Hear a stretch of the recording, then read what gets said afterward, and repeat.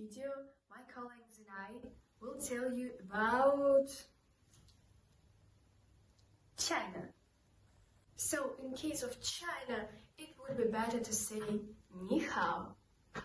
Okay, today's video is dedicated to the book, the wonderful book written by Carrie Brown.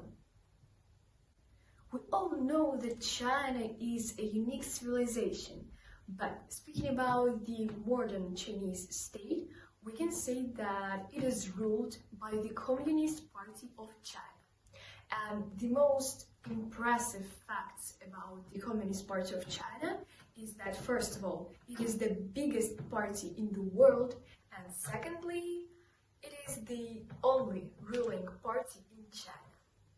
I suppose these facts impressed Carrie Brown as well as us, and I think that's why Carrie Brown decided to write his famous book, China's Dream. China's Dream? What does that mean? You will ask me. So, in today's video, we're gonna explain you this concept, and also we'll tell you the history of the Communist Party of China. First of all, I can say that China's dream means the desire of Chinese people to make their country the most powerful and the strongest in the world.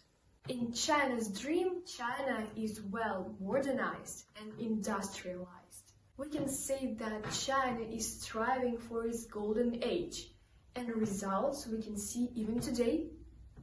Okay, we understood what does China's dream mean and what China wants actually. But what obstacles did the Communist Party of China face during this journey? What events happened? What concepts appeared? Today, my colleagues and I will tell you about the amazing history of the Communist Party of China. So let's begin. My colleague Dmitry, now it's your turn. Speaking about the problem of corruption, we can say that this is not a new problem. It existed for a long time. With Xi's rise to power, the problem of corruption was caused by the fact that after reforms, they simply created a lot of chances for theft and embezzlement. The Chinese state had a weak state accountability and closed political system, so there were more and more collusions. In the 80s, the state-owned enterprises worked as it was profitable only for state officials. One of the main reasons of 1989 uprising were corruption, because people thought that their state officials to be getting rich illegally. So for the past 30 years, an anti-corruption system was implemented. It was called the cruel blow, but it has only slightly changed the situation. When Xi Jinping came to power, everyone understood that his main goal would be to fight the corruption. So, between 2013 to 18, more than 88,000 officials were jailed. For me, it became clear why the corruption was so developed in Chinese state. Their salaries were very small, and party leaders lived in a society with their modest salary and small privileges, where every day they signed documents and approved projects which made a big fortune for other people. There was a big corruption in any sphere where the government was, like telecommunication, finance system, banking system, and some other else. Nowadays, the problem with corruption isn't so big, because Xi Jinping is trying to fight the corruption and to make the situation better. Now, a few words about Deep China. The real China and Deep China exist in the same place and time, but in different levels. The Deep China was created in times of quasi-capitalist reforms. It's not a place where you can buy a ticket to a train or walk around historical places with a guide. Deep China It's a place that always had its own vision through various difficulties. Deep China, it's a really emotional China. It's a place where people can seek expressions. There is no privileged place for politics, party, or ideology as opposed to the real China. But for CPC, the main problem of Deep China is that a lot of people are trying to find the meaning of their life in Deep China, not in the public sphere, because the public sphere has a lot of difficulties and problems due to their obvious politicization. Deep China is a place where people are trying to answer difficult questions connected with meaning of their life, faith and absolute faith in their own lives. Thank you, Dima. It was very interesting to hear about the corruption in China and how leaders of the Communist Party tries to resolve this issue. And also a very interesting concept of Deep China was mentioned. But not only the issue of corruption or the concept of Deep China influenced political, economic, and cultural development of China. Other events happened, and they also challenged the work of the Communist Party of China. Now I will tell you about the most brutal and the most famous event in the history of modern China. It is Cultural Revolution. Kerry Brown pays a lot of attention to the Cultural Revolution, and he describes it from the positive point of view and from the negative also. Speaking about the negative aspects, I can say that Cultural Revolution is known as the most brutal event in the Chinese history, because the party fought against individualism. They wanted to remake the nature of people. Cultural Revolution was cataclysmic in its impact on the state of people and their psychology. The Cultural Revolution led to a big crisis and the disorder in the country.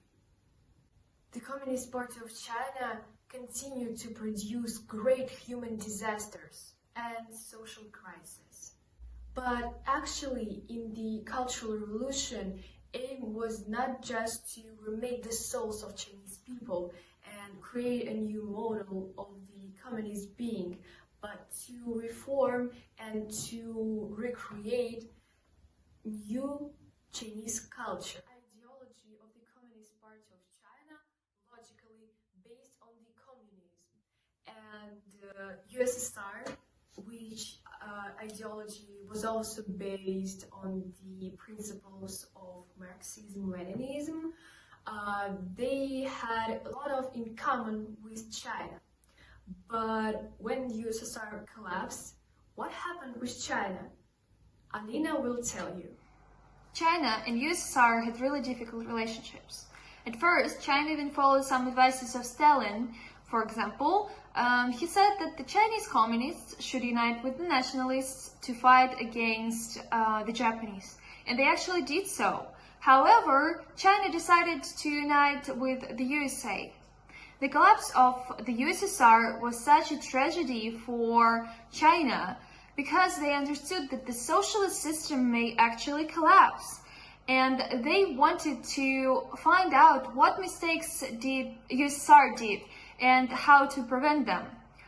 Finally, they came to the conclusion that everything was right with the Marxists, and it was the USSR who didn't implement it in the right way.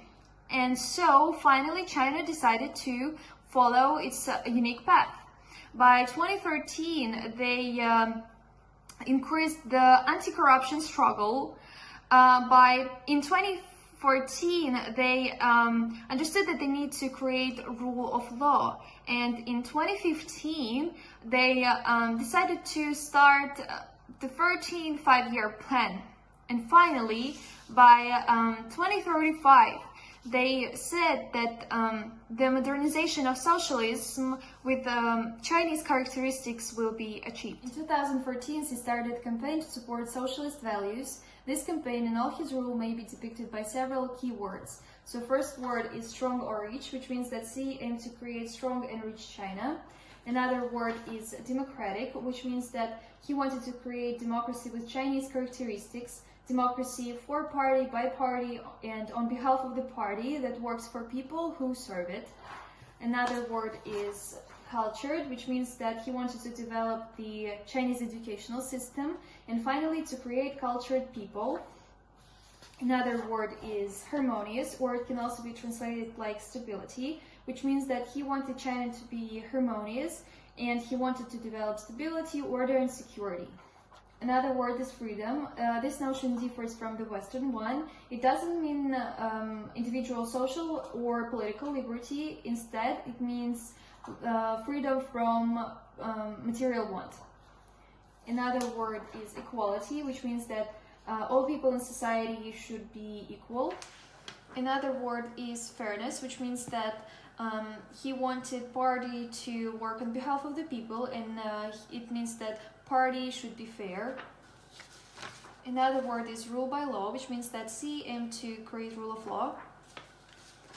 Another word is patriotism, which means that all people should be patriots, as being unpatriotic is almost the worst insult in China.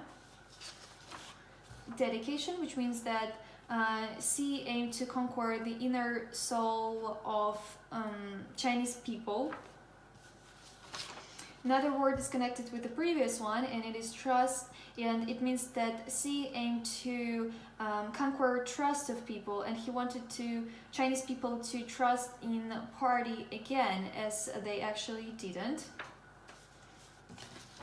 And another word is friendly, which means that China wanted to be open to the whole world again, and it means that China is a friend to all world. Thank you, Alina. It was very interesting to hear how the collapse of the USSR influenced further Chinese political development. I suppose here are the main obstacles and events which China faced during its not long but very interesting journey. You know, like brutal politics, Cultural Revolution, the collapse of the USSR. They did not stop the Chinese party on their path of excellence. The very interesting point which Kerry Brown mentions is that despite all the obstacles, Chinese party strives to correct all of their mistakes and to move on and make the life of the Chinese nation